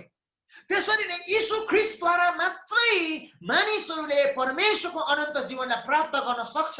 यो सत्य चाहिँ तपाईँ र मलाई थाहा भइसकेको हुनाले गर्दा अब सुसमाचारको जुत्ता तपाईँ र म प्रभु भोज खाने व्यक्तिले चाहिँ सुसमाचार बोल्नुपर्छ। अघि त्यो इमाउसको बाटोबाट फर्किँदै गर्ने व्यक्तिहरूले पनि नि अनि उनीहरूले चाहिँ भएको घटनाहरू भन्दै फर्के भनेको छ है प्रिय, बाटोमा घटेको घटनाहरू सुनाउँदै फर्के भनेको छ। म तपाईलाई आज उत्साह दिन चाहन्छु, यीशु ख्रीष्ट यति बिजी हुनुहुन्थ्यो तरै पनि सामरी स्त्रीलाई समय दिनु भयो त यीशुले। यीशुको लागि ताली बजाइदिउँ न, जेसुकै होस् है। यीशु यति बिजी हुनुहुन्थ्यो तर पनि सामरी स्त्रीलाई समय दिनुभयो हाम्रो यीशुले। निकोदेमसलाई समय दिनुभयो यीशुले। यीशु बिजी हुनुहुन्थ्यो तर पनि निकोदेमसलाई सुसमाचार गर्नुभयो। भनेपछि हामी पनि बिजी हुँदा हुँदै पनि नि हामीले हाम्रो प्रभु भोज खाँदै गर्दा करारमा त बाँध्यौँ हामी, तर परमेश्वरलाई अर्थात् परमेश्वरको विषयमा हामीले कति धेरै सुसमाचार सुनाउँदैछौँ। यीशुले सुनाउनु भयो भने अब हामी नसुनाउने को हौ त, तर हामीले सुनाउनु पर्छ। म आज तपाईँलाई उत्साह दिन चाहन्छु। धन्यवाद, हाम्रो सुमी मिसले ठुलो हात पठाइदिनु भयो, एप्रिसिएट गर्नुभयो, धन्यवाद। सो मैले तपाईँलाई आज भन्नु खोज्दै गरेको कुरा चाहिँ के हो भन्दा नि यो प्रभु भोज खाने मानिसहरूले सुसमाचार प्रचार गर्नुपर्छ। भन्नु खोजेको ठुलो कराउँदै झोला बोकेर कुद्नु भनेको होइन है, हामीले कसै न कसैलाई प्रभु यीशु ख्रीष्टको विषयमा भन्नै पर्छ। यो हाम्रो एउटा जिम्मेवारी हो। अर्को कुरा, हातमा लौरो बोकेर, साह्रै मजाको कुरा। लौरो भन्ने कुरा चाहिँ यस्तो हो, टाढो जानको लागि अस्ति मलाई ताप्लेजुङमा साथीहरूले उहीँ पर हो 3 घण्टा भनेर 7 घण्टा हिँडा, झन्डै मरे म। 7 घण्टा बिहान चढेको गाडीमा, बिहान चढेको 5 बजी चढेको, बेलुका 6 बजी, त्यो पनि हपु खोला भन्नेमा पुर्यायो। अनि बुझेको त ती बास बस्नु पर्ने रहेछ। अब बास बसेर बिहान त सजिलै छ नि, उहीँ पर हो 3 घण्टा भन्यो।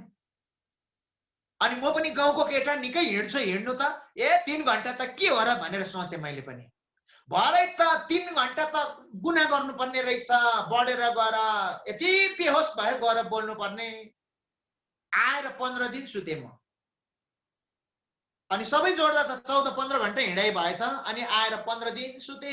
साह्रै माया लाग्दो स्थिति पुगेको थियो। तर मैले तपाईँलाई भन्नु खोजेको कुरा, त्यो 7 घण्टा हिँड्दै गर्दाखेरि चाहिँ मलाई चाहिँ साथीभाइहरू चाहिँ लट्ठी एउटा लौरोको बन्दोबस्त गरिदिएको थियो। निकै हिँड्नु नसकिराखेको बेला गजबको लौरो भेटेपछि त निकै म पनि कुदेँ नि, ठै ठै ठै कुदेँ। बाइबलले भन्छ लौरो पनि लिएर, अरे हाम्रो जीवनको यात्रा धेरै लामो छ। क्रिस्चियन जीवनको यात्रा, क्रिस्चियन जीवनको यात्रा धेरै लामो भएको हुनाले गर्दा म तपाईँलाई उत्साह दिन चाहन्छु। अब यो लामो क्रिस्चियन जीवनको यात्रामा हिँड्दै गर्दा कोही कोही बेला थाकिन्छ नि। हिजो अस्ति मात्र एउटा साथीले भन्दै थियो, पास्टर बाबु सेवाकाई छोडिदिउँ क्या हो? अरे किन भनेको त, साह्रै गले सेवाकाईमा थाके, यस्तो खालके चाहिँ हुँदैन रहेछ, म सक्दिनँ होला। अरे लौरो चाहिन्छ है हामीलाई टाढो यात्रा हिँड्नको लागि। कोही कोही बेला हामी सेवाकाईमा थाक्छौँ, हाम्रो जिन्दगीमा थाक्छौँ। अब यो लौरो चाहिँ के हो भन्दै गर्दाखेरि चाहिँ परमप्रभु परमेश्वरको वचन हो। परमप्रभु परमेश्वरको वचन हो लौरो चाहिँ। अनि प्रभु भोज खाने मान्छेहरूले चाहिँ हप्तामा 1 दिन बाइबल बोकेर मात्र हुँदैन रहेछ नि त। प्रभु भोज खाने मान्छेहरूले चाहिँ परमेश्वरको वचन रूपी लौरोलाई चाहिँ बोक्नु पर्दो रहेछ, याद गरेको हुनु पर्दो रहेछ परमेश्वरको वचन। धेरैचोटि हामीलाई परमेश्वरको वचन याद हुँदैन नि त, होइन? धेरैचोटि परमेश्वरको वचन त सुत्दाखेरि राम्रो सपना देखोस् भनेर पो राख्छ। परमेश्वरको वचन त कोही कोही बेला मात्रै। आज मैले तपाईँलाई भन्न चाहन्छु, यो परमेश्वरको वचन चाहिँ हाम्रो लागि चाहिँ लौरो जस्तै हो प्रिय। टाढो यात्रा गर्नु छ हामीले, यसकारणले गर्दा परमेश्वरको वचनले चाहिँ हामीलाई ठुलो भन्दा ठुलो हामीलाई टेवा पुर्याउँदै गरेको हुन्छ। अनि मलाई चाहिँ म चाहिँ के छ भन्दाखेरि, मेरो सेवाकाई, मेरो ब्लाइन्ड फिल्डमा पनि म सेवाकाई गर्दैछु। हाम्रो दृष्टिहीनहरूको बिचमा पनि प्रभुले सेवाकाई गर्ने मौका दिनुभएको छ। अनि धेरै छन्, 22-23 जना भाइ बहिनीहरूको बिचमा हामीले सेवाकाई गर्छौँ। कोही कोही बेला हामी लट्ठी बाँड्छौँ, लौरो बाँड्छौँ। हाम्रो दृष्टिहीन हाम्रो दाजुभाइ दिदीबहिनीहरूलाई एकदमै राम्रोसँगले याद छ। अनि त्यो लौरो चाहिँ उहाँहरूले टेक्दै गर्दा, अब यहाँनिर म त यो जुमबाट छ र पो त साँच्ची नै तपाईँहरूसँगै बसेको भए त म हिँडेर देखाउँथेँ। तर नि त्यो लौरो टेक्दै गर्दा के हुन्छ भन्दा नि, यता टेक्छ, त्यहाँबाट खुट्टा त्यहाँ राख्छ, फेरि यता टेक्छ, त्यहाँबाट खुट्टा यहाँ राख्छ। कसैले चाहिँ यसो भन्छ, पै उहाँ त बिचार हिँड्नु जानेन। होइन होइन, उहाँहरू हामी भन्दा धेरै बाठो हुन्छ। प्रभुले उहाँहरूलाई त्यो निगाह गर्नुभएको छ। म गर्व गर्छु, हाम्रो दृष्टिहीनहरू व्यक्तिहरू जोहरू हुनुहुन्छ, म प्रभुलाई महिमा दिन्छु। उहाँहरूबाट हामीले धेरै कुरा सिक्नुपर्छ। हाम्रो ठाउँमा एकजना व्यक्ति हुनुहुन्छ कि अजय लम्जेल भन्ने एकजना हाम्रो भाइ हुनुहुन्छ। साह्रो राम्रो गिटार बजाउँछ, हाम्रो टिचरहरूकै ठाउँको मान्छे। एक ठाउँ अस्ति सिक्किममा गएर बजाइदिएछ, छक्कै परेछ मान्छे कि। उहाँलाई सोधेछ, उही भाइ तपाईँ नदेख्ने भएर यस्तो भयङ्कर रहेछ भन्ने कुरा पनि त्यसो हो त? तपाईँ नदेख्ने भएर यस्तो भयङ्कर रहेछ, झन् देख्ने भए त के हुनुहुन्थ्यो होला भनेछ। बिचारा उहाँले जवाब दिनुभएछ कि म देख्ने भएको भए तपाईँ जस्तै लठुवा हुन्थे भनेर। धेरै ज्ञानी हुनुहुन्छ। अनि त्यस्तो भाइ बहिनीहरू हामीसँग 22-23 जना हुनुहुन्छ। उहाँहरूलाई स्टिक मार्छौँ कि हामीले। मैले कुरा चाहिँ लौरोको गर्दै गरेको, एकछिन झोकेर उता पनि पुगेको नि एकछिन, तर म कुरा चाहिँ लौरोमै फर्केर आउँछु। अनि त्यो लौरो चाहिँ किन उहाँहरूले अघि अघि लौरो टेक्छन् त भन्दै गर्दा नि, त्यो लौरोले चाहिँ उहाँहरूलाई चाहिँ एउटा इन्फर्मेसन दिन्छ कि लौरो टेक्नु साथ यहाँनिर नटेक्नु है, खाल्टो छ, अगाडि नै भन्छ। अनि खाल्टो छ भनेपछि चाहिँ उहाँहरूले टेक्दैन, अनि उहाँहरूले अर्को ठाउँतिर गर्छ। अनि त्यो लट्ठीले यस ओके गरेपछि चाहिँ त्यहाँ टेक्छ। हिजो आज त यस्तो लौरो आएको छ। अनि जुन चाहिँ लौरोमा, जुन चाहिँ लट्ठीमा चाहिँ भाइब्रेट हुन्छ प्रिय, अनि त्यो जुन चाहिँ लौरोमा चाहिँ भाइब्रेट हुन्छ, अहिले चाहिँ गभर्मेन्टले यसरी बाँड्दैछ इन्डियातिर। अनि त्यो लौरो यसो टेकिबस् भने धेर धेर धेर धेर गर्छ। मोबाइलमा मात्रै होइन, लौरोमा पनि भाइब्रेट निस्किसक्यो, होइन? भाइब्रेट हुन्छ। तर भाइब्रेट भएपछि उहाँहरूले यो बुझ्नुहुन्छ कि यहाँ टेक्नु हुँदैन, अब चाहिँ लडिन्छ। तर प्राइभेट भइबस्दाखेरि पनि धेरै अझै लामो भइबस्यो भने के को धेर न सेर भनेर चाहिँ टेक्यो भने चाहिँ गयो हैन। त्यो प्राइभेट आएपछि टेक्नु भएन, उनीहरूले अर्को दिशा बदलाउँछन्। यहाँ खाल्टो रहेछ, मरिने रहेछ, टेक्दैनन् भनेपछि आज मैले तपाईलाई भन्नु खोज्दै गरेको कुरा चाहिँ नि प्रिय, एउटा नेत्रहीन व्यक्ति, दृष्टिहीन एउटा व्यक्तिलाई लौरोले त्यति ठुलो सहायता गर्छ, लड्न पर्न मर्नबाट बचाउँछ भनेदेखिलाई त्यो इन्फर्मेसन दिन्छ भने परमप्रभु परमेश्वरको जीवित वचन जसले चाहिँ हरेक करारमा आएको व्यक्तिहरूलाई चाहिँ आउँदै गरेको खतराबाट बचाउनु हुनेछ। त्यो चाहिँ परमेश्वरको करारमा आएको व्यक्तिहरूको लागि परमेश्वरको वचन चाहिँ हाम्रो लागि लौरो हो प्रिय। यसकारणले गर्दा प्रभु भोजको रोटी खाएर मात्रै हुँदैन, परमेश्वरको वचनलाई पनि तपाईहरु मैले बोकेर हिँड्नुपर्ने हुन्छ। इजरायलीहरूलाई चाहिँ परमेश्वरले भन्नुभयो लौरो पनि टेक्नुपर्छ। अन्तमा भन्नुभयो हतार हतार गरेर खानु, हतार हतार गरेर, किनभने त्यो दिन चाहिँ यिनीहरूको लागि चाहिँ छुटकाराको दिन थियो। तर हिजो आजको प्रभु भोज त यस्तो पो हुन्छ त, यो हप्ता होइन अर्को हप्ता एकदमै स्लोली स्लोली भन्ने तीर्थ सरले गीत गाउनुहुन्छ नि, त्यस्तै भएको छ। हुन्छ अर्को हप्ता पो अरे। तर यो चाहिँ इजरायलीहरूको लागि चाहिँ छुटकाराको दिन थियो, उद्धारको दिन थियो, आनन्दको दिन थियो, भरपुरीको दिन थियो। यसकारणले गर्दा इजरायलीहरूले चाहिँ नि प्रिय हतार गरेर खानु पर्थ्यो। आजको दिन प्रभु भोजको लागि त तपाईहरु म त पहिल्यै तयार हुनुपर्ने हो नि वास्तवमा, हैन? आउँदो हप्ता चाहिँ प्रभु भोज छ, अहिलेदेखि नै तपाईहरु कहिले आउँछ प्रभु भोज तयार हुनुपर्ने हो नि त। तर प्रभु भोज खाने बेलामा रोटी बाँड्नु थालेपछि बाहिर निस्किने मानिस छ नि त हाम्रो त। आज म तपाईलाई उत्साह दिन चाहन्छु प्रिय, हतार गरौँ हाम्रो उद्धारको लागि, हाम्रो अघि मैले भन्दै गरेको अभिषेकहरू आशिषहरू प्रभु होसले हाम्रो लागि ल्याएर आउँदछ। यसकारणले गर्दा नि प्रिय अब हामी हतार गरौँ, त्यो हाम्रो सोचाइलाई हामीले बदलाउँ प्रिय। अन्तिम कुरा गरेर प्रभुको वचनलाई अन्त्याउँदैछु है। अब प्रभु भोज हामीले किन लिन्छौँ त भन्दै गर्दा नि, प्रभु भोज किन लिन्छौँ भन्दै गर्दाखेरि बाइबलले भन्छ हाम्रो आशा कोही कोही बेला मरेको हुन्छ प्रिय, याद गर्नु भएको छ नि, हैन? हाम्रो आशा मरेको हुन्छ कोही कोही बेला। आशा मरेको बेला प्रभु भोजले चाहिँ हाम्रो परमेश्वर प्रतिको उहाँ आउनु हुने उहाँको प्रेमको आशा, उहाँको पूर्ण आगमनको आशालाई फेरि पनि जगाइदिन्छ, होइन?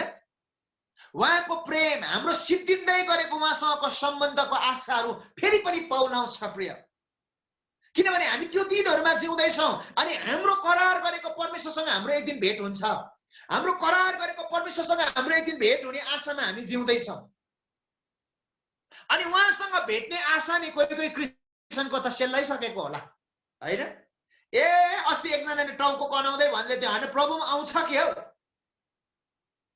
यो महामारीको समयमा उसको कुनीको मर्यो अरे, कुनीको पनि मर्यो अरे, म त हरेसमा लाग्नु थाले त, प्रभु आउँछ के? हेर्नुहोस् है, धेरै मान्छेको आशा हराइसकेको छ आजको दिनहरुमा। तर प्रभु भोज जब हामी खान्छौँ नि, प्रभुले भन्नुभएको कुराहरू सम्झिन्छौँ, प्रभुले हाम्रो लागि दिनुभएको बलिदान, हैन, परमेश्वरले हामीसँग गर्नुभएको करार जब हामी सम्झिन्छौँ नि, हाम्रो आशा फेरि पनि जागेर आउँछ। यसकारणले गर्दा प्रभु भोजले चाहिँ हाम्रो आशालाई जगाउँछ। दोस्रो नम्बरमा प्रभु भोजले हाम्रो विश्वासलाई जगाउँछ। याद गर्नु भएको छ, बाइबलमा लेखेको हरेक कुराहरूलाई आफ्नो बनाउनु भने चाहिँ विश्वास चाहिन्छ। अनि त्यो विश्वासको लागि हामीले चाहिँ अब जब प्रभु भोजलाई लिन्छौँ नि, हाम्रो विश्वास जाग्दै आउँछ। यस, प्रभुले मेरो लागि यो गर्नु भएको, त्यो गर्नु भएको, यस प्रभुले मेरो लागि गर्नु भएको हो। अनि जब जब हामी प्रभु भोजदेखि हामी वञ्चित हुँदै गरेका हुन्छौँ अनि हाम्रो विश्वास हराउँछ, एक दिन नि हामीले परमेश्वरको वचनमा पाउँछौँ, योना रची सुसमाचार 20 अध्यायमा हामी पाउँछौँ, यीशु ख्रीष्ट आफ्नो चेलाहरूसँग भोजन गर्नुभयो। यीशु ख्रीष्ट आफ्नो चेलाहरूसँग भोजन गर्नुभयो। तर त्यो भोजन खाएपछि यीशु ख्रीष्टले आफ्नो चेलाहरूसँग उहाँको बौरी उठाएको कुराहरू भन्नुभयो। तर त्यति बेला यीशु गइहाल्नुभयो अनि थोमा चाहिँ थिएन त्यहाँनिर। याद गर्नु भएको छ नि, थोमा थिएन, त्यो प्रभु भोजमा थिएन थोमा। अनि आएर थोमा आएपछि चाहिँ चेलाहरूले भने हाम्रो परमेश्वर यीशु ख्रीष्ट जिउँदो भइसक्नु भएको रहेछ, जीवित भएको रहेछ। थोमाले विश्वासै गरेन। किन विश्वास गरेन भन्नुहुन्छ भन्दा नि, थोमा त्यो भोजमा थिएन, होइन प्रिय? थोमा त्यो भोजमा थिएन, यसकारणले गर्दा विश्वास गरेन। जबसम्म उहाँको किल्लाहरूमा हात हाल्दिन, कोखामा हात हाल्दिन, म पत्याउँदिन, विश्वासै गरेन। आज म तपाईलाई उत्साह दिन चाहन्छु, थोमा चाहिँ भोजमा नहुँदै गर्दा विश्वास हरायो। यदि भोजमा भएको भए उसको विश्वास अरू चेलाहरूको जस्तै जाग्थ्यो। आज तपाईँ र म पनि धेरैचोटि हाम्रो विश्वासहरू खस्किन्छ त्यति बेला जब हामी भोजमा सामेल हुँदैनौँ। यसकारणले गर्दा हाम्रो विश्वास बढ्नु हो भनेदेखिलाई भोजमा तपाईँ र म सामेल हुनुपर्छ। भोजको लागि तपाईँ र म तृषित हुनुपर्छ।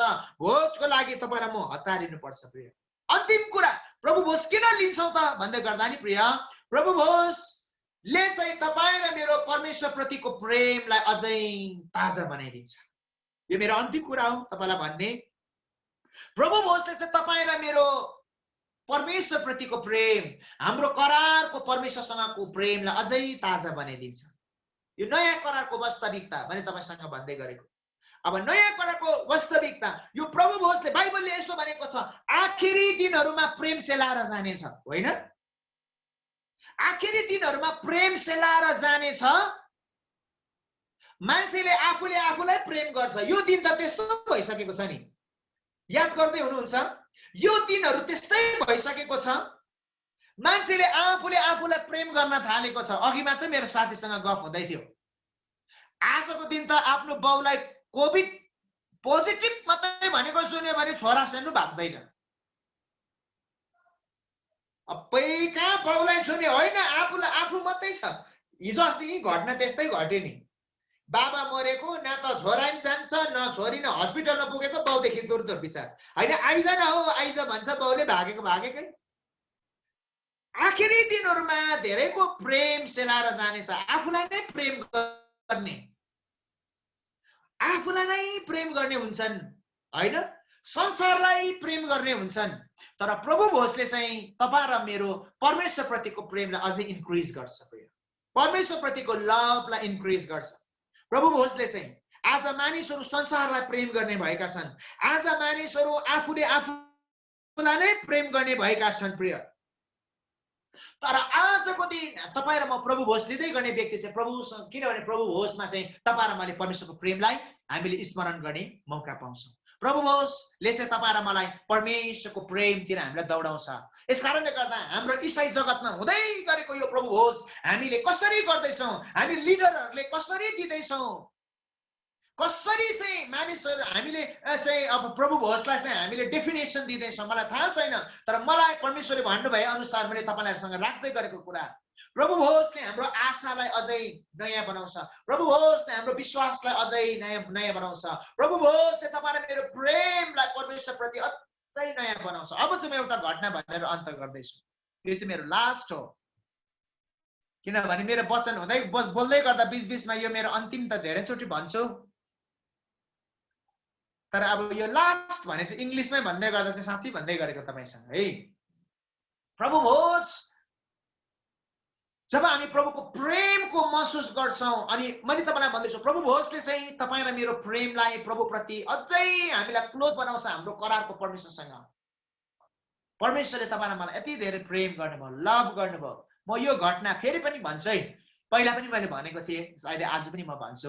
एउटा गाउँ थिएछ, मलाई साह्रै मन परेको घटना। एउटा गाउँ थिएछ प्रिय, अनि त्यो गाउँमा गरिब मान्छेहरू बस्दैछ।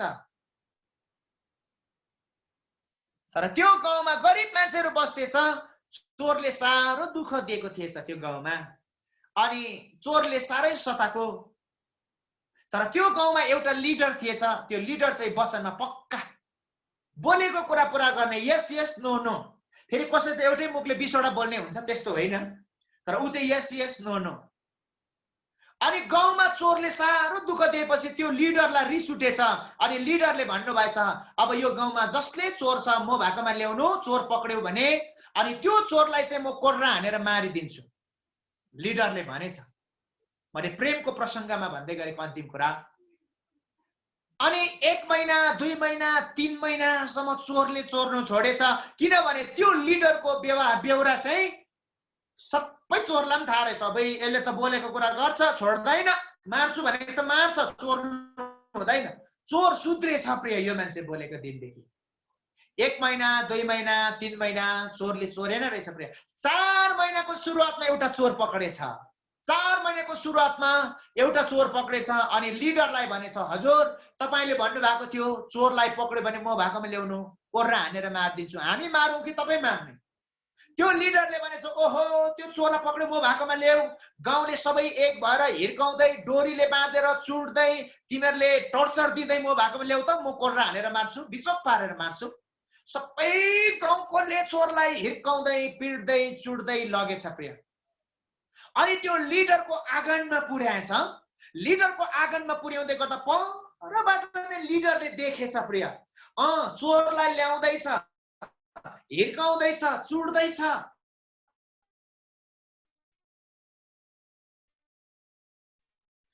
नजिक नजिक नजिक अनि यो चोर त वृद्ध आमा छ, 90 वर्ष पुगिसकेको, सेतै कपाल फुलिसकेको आमा छ।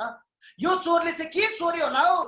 80-90 वर्षको वृद्ध आमाले, कपाल पाकिसकेको आमाले नजिक नजिक उसको अगाडि ल्याइ पुर्याउँदा त यो आमा अरु कोही पनि हुँदैन, यो चोर त्यही कोर्रा हानेर मार्छु भन्ने लिडरकै जन्म दिने आमा रहेछ। त्यही लिडरको आमा रहेछ। छक्कै पर्छ। अरे त्यो लिडरले भन्छ, तपाई त मेरो जन्म दिने आमा पो हो त, के चोर्यो तपाईलाई? के को घटी कमी भयो? जस्तो छोराले सोध्छ नि प्रिय, आँखाभरि आँसु पारेर आमाले भन्न सुरु गर्छ, छोरा तिमीलाई थाहा छैन, 1 हप्ता जस्तो भयो म भोकै छु, मेरो पेटमा अलिकति पनि भोजन पसेको छैन, तिमीलाई थाहा छैन छोरा, मैले सोन चाँदी रुपियाँ पैसा चोरेको होइन, मैले त कसैले फ्याँकेको 1 मुठी बासी भात पो मैले त पक्रिन खोजेको थिएँ। कसैले फ्याँकेको बासी भात टिप्दै गर्दा मलाई चोरको दोष लगायो, मानिसहरूले भेट्यो अनि मलाई पक्रेर तिमी भाकामा ल्याएको छ। छोरा मलाई कति समय हिर्काइसकेको छ अनि म चाहिँ अब नहिर्काइ पनि मर्नेवाला छु। यो कुरा सुन्नु साथ गाउँलेको आँखाबाट आँसु झर्छ प्रिय। यो कुरा सुन्नु साथ उसको छोराको आँखाबाट कति बेला आँसु झरे थाहा हुँदैन। तर छोरा वचनमा पक्का छ, हिर्काउँछु भनेपछि हिर्काउँछ हिर्काउँछ, मार्छ भने चाहिँ मार्छै मार्छ। अनि छोरालाई हात जोडेर भन्छ, छोरा मलाई केही पनि नगर्नु, मलाई छोडिदिनु, अब म केही पनि नखाएको कारणले गर्दा म मर्ने अवस्थामा छु। यी 1 मुठी भात मात्रै बोकेको छु छोरा, यो बासी भात मैले तिमी भाकामा देखाउनु ल्याएको छु। छोरा यी 1 मुठी बासी भात मैले केही पनि चोरेको छैन। जब यो कुरा सुन्छ नि प्रिय, गाउँलेले छोडिदिए पनि हुने थियो यो आमालाई, उनीहरू दयाले भनिन सुरु गर्छ प्रिय। तर छोरा वचनमा पक्का भएको कारणले गर्दा छोड्दैन। अनि छोराले भन्न सुरु गर्छ, यो चोरलाई अगाडिको खम्बामा लगेर बाँधिदेऊ, अनि खम्बामा हात खुट्टा सँगै बाँधिदेऊ, अनि काँक्रा कुक्रुक पारेर यो छोरालाई चाहिँ खम्बामा बाँधिदिन्छ, यो आमालाई बाँधिदिन्छ। यो छोराले भने अनुसार यो चोर आमालाई छोराले अर्डर दिन्छ, बाँधिदेऊ। त्यति बेला आमा रुन सुरु गर्छ, छोरा मलाई नगरिदेऊ, अनि मैले तिम्रो जीवनको ठुलो ठुलो गल्तीहरूमा मैले क्षमा दिए, मैले भन्दा पनि ठुलो ठुलो गल्तीहरू तिमीले गरेको थियौ, मैले तिमीलाई क्षमा दिए। छोरा मान्दैन। अनि यो चोरलाई बाँध, जसरी भए पनि बाँध, सबैभन्दा धारिलो कोर्रा तयार गर। तपाईलाई थाहा छ सबैभन्दा एउटा धारिलो कोर्राले नि प्रिय, ओरिजिनल कोर्राले हान्दै गर्दा मासु भएको व्यक्तिलाई हान्यो भनेदेखिलाई 2 केजी 3 केजीसम्म मासु तान्छ अरे। अब त्यस्तो धारिलो कोर्रा तयार पार्न सुरु गर्छ। गाउँले रुँदैछ, आमा रुँदैछ, छोरा तिमीले गरेको गल्तीहरू मैले क्षमा दिए, के मैले गरेको सानो गल्तीमा क्षमा दिँदैनौ, मलाई माफ गरिदेऊ। छोराले आमालाई अर्डर दिन्छ, बाँधिदेऊ यो चोरलाई, काँक्रा कुक्रो पारेर बाँधिदिन्छ अगाडि। अनि भन्छ, सबैभन्दा धारिलो कोर्राले हिर्काउन सुरु गर त यो चोरलाई। निर्दयी मान्छेहरूले खुत्तेर आएर जब धारिलो कोर्राले आमालाई हिर्काउँछ नि प्रिय, त्यो कोर्राले आमालाई लाग्नु भन्दा पनि छिटो यो छोरा आफै कुदेर जान्छ, आमालाई च्याप्पै अङ्गालो मार्छ, अनि कोर्राले चाहिँ आमालाई होइन छोरालाई लाग्छ। अनि जति जति कोर्रा हान्छ अनि आमालाई एउटै पनि लाग्दैन, यो छोराको ढाडमा बजारिन्छ।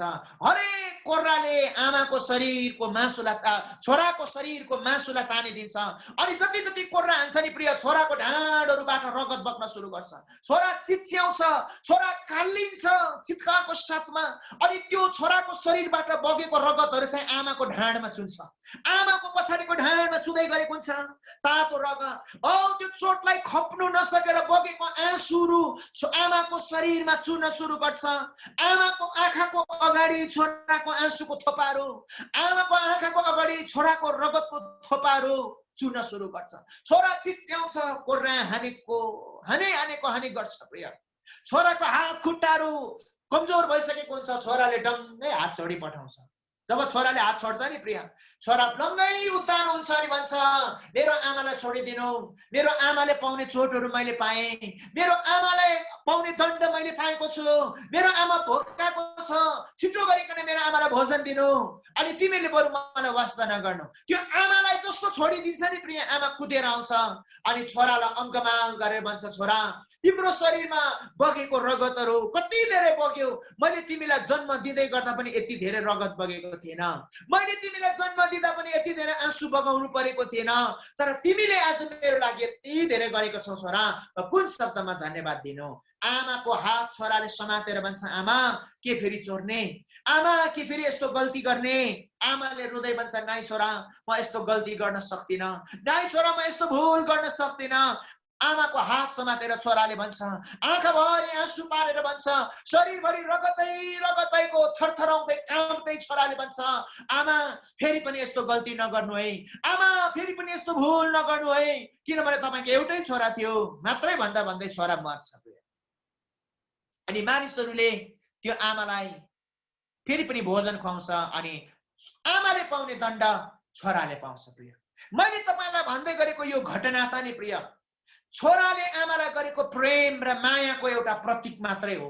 यो छोराले त एउटा आमाको लागि यति धेरै गरिदियो, यो छोराले त एउटा आमाको लागि उसको शरीरको रगतहरू बाँकी राखेन, आँसुहरू बाँकी रहेन। तर हाम्रो यीशु ख्रीष्टले त तपाईँ र मसँग करार बाँध्दै गर्दा, तपाईँ र मसँग करारमा हामीलाई जोड्दै गर्नुहुँदा यो भन्दा पनि धेरै सही दिनु भएको छ। प्रिय, यो भन्दा पनि धेरै तपाईँ र मेरो लागि यीशुले सही दिनुभयो। अनि तपाईँ र म चाहिँ वास्तवमा त्यो आमाले पाउने दण्डको योग्य चाहिँ तपाईँ र म थियो, आमा जस्तै चाहिँ तपाईँ र म थियो। त्यो आमा दण्डको योग्य थियो तर छोराले सही दियो। तपाईँ र म पनि त्यो आमा जस्तै दण्डको योग्य थियौँ, तर हामीले दण्ड पाउनु भन्दा अगाडि नै येशू ख्रीष्ट हामीसँग करार बाँध्नको लागि आउनुभयो।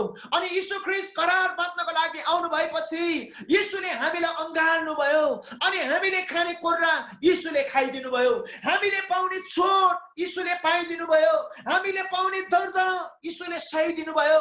अनि भन्नुहुन्छ, मेरो छोरा मेरो छोरी, के तिमीले फेरि पनि पापै गरिबस्ने, के तिमीले फेरि पनि यस्तो गल्ती गरिबस्ने, किनभने तिमी त मसँग करारमा बाँधिसकेको छौ, तिमी त मसँग करारमा एक भइसकेको छौ, तिमीले मसँग करार बाँधेको छौ। त्यो आमालाई छोराले सोधेको जस्तो आज करारमा बाँधेको प्रभुको जनलाई प्रभुले सोध्दै हुनुहुन्छ अनि भन्नुहुन्छ, हामी करारमा बाँधेकोहरूलाई, ओ मेरो साथी, ओ मेरो छोरा, ओ मेरो छोरी, के तिमीले फेरि पनि संसारसँग नै गल्ती गरी पापै गरिबस्ने?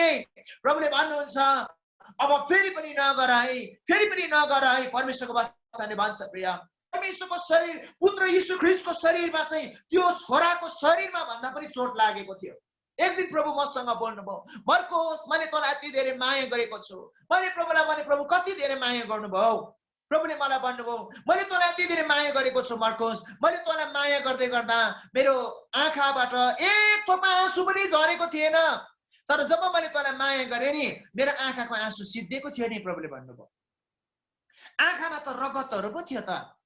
म रुन सुरु गरेँ। मैले प्रभुलाई भने, प्रभु मलाई माफ गर्नु, म तपाईँलाई धेरै माया गर्छु, मैले सोध्नु गल्ती गरेछु। फेरि प्रभु मसँग बोल्नुभयो, मर्कुस म तँलाई यति धेरै माया गर्छु। यो कोमल गालामा मलाई कसैले पनि एक थप्पड हिर्काएको थिएन नि, तर जब मैले तँलाई माया गरेँ मानिसहरूले थप्पड होइन मेरो गालाहरूमा चाहिँ लात हानेको छ, मानिसहरूले थप्पड हानेको छ, थुकेको छ यो गाला, कोमल गालामा। मलाई मैले कहिले पनि एक थप्पड भेटेको थिइनँ, तर मैले तँलाई माया गर्दै गर्दा, मैले तँसँग करार बाँध्दै गर्दाखेरि नि मेरो गालाहरू गुरुप बनाइदियो, मान्छेले निलै हरे बनाइदियो, लात हान्यो। तैँले चिन्न सक्दैन थिइस्, तँ त्यति बेला कहाँ थिइस् मर्कोस? प्रभुले मलाई सोध्नु भयो। मैले प्रभुलाई रुँदै भने, प्रभु म तपाईँलाई सरी भन्छु, अब नबोल्नुहोस् न। मैले कान छोपे। प्रभु मसँग बोलिरहनु भयो, म तँलाई यति धेरै माया गर्छु, म तँलाई यति धेरै माया गर्छु कि मैले तँसँग माया मात्रै गरेको होइन, करार पनि गरेँ।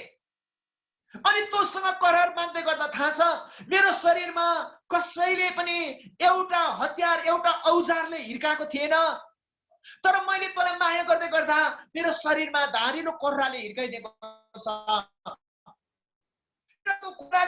मेरो शरीरको मासुहरू भुइँभरि छरियो। प्रियहरू, परमेश्वर मसँग बोल्दै गर्दा म रुँदै थिएँ। प्रभुले मलाई भन्नुभयो मेरो शरीरको मासुहरू भुइँभरि छरिएको थियो, मेरो रगतहरू भुइँभरि छरिएको थियो। तँलाई थाहा छ मेरो एक एक पिस मासुलाई त्यो भीडले कुल्चेको छ। प्रभु मसँग बोल्नुभयो, मर्कोस मैले तँलाई माया गर्दै गर्दा मेरो शरीरको चोक्टा चोक्टा मासुहरू भुइँमा छरेको बेला मानिसहरूले त्यो चोक्टा चोक्टा पिस मासुलाई कुल्चिदियो, मानिसले टेकेको छ अनि मेरो शरीर नाङ्गिएको छ। त्यो दिन म यति धेरै रुएँ, प्रभुसँग गुहार रुएँ। प्रिया, मैले प्रभुलाई भने प्रभु म पनि तपाईलाई लभ गर्छु।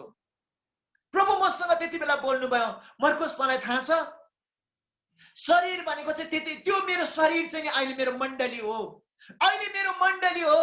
अनि म त्यति बेला मेरो शरीरको मासुहरू लुच्यो, शरीरको मासुहरू भुइँभरि छरियो त्यति बेला। त्यही कारणले हो कि अहिले मेरो शरीर रूपी मण्डली चाहिँ नफुटोस् भनेर, शरीर रूपी मण्डली नभत्कोस् भनेर चाहिँ मेरो शरीर चाहिँ त्यो दिन चोक्टा चोक्टा भएको थियो। अहिले मेरो शरीर रूपी मण्डली चाहिँ एउटा के भनौँ नफुटोस् नभत्कोस् भनेर मैले चाहिँ त्यो दिन मेरो शरीरहरू चाहिँ टुक्रा टुक्रा हुन दिए।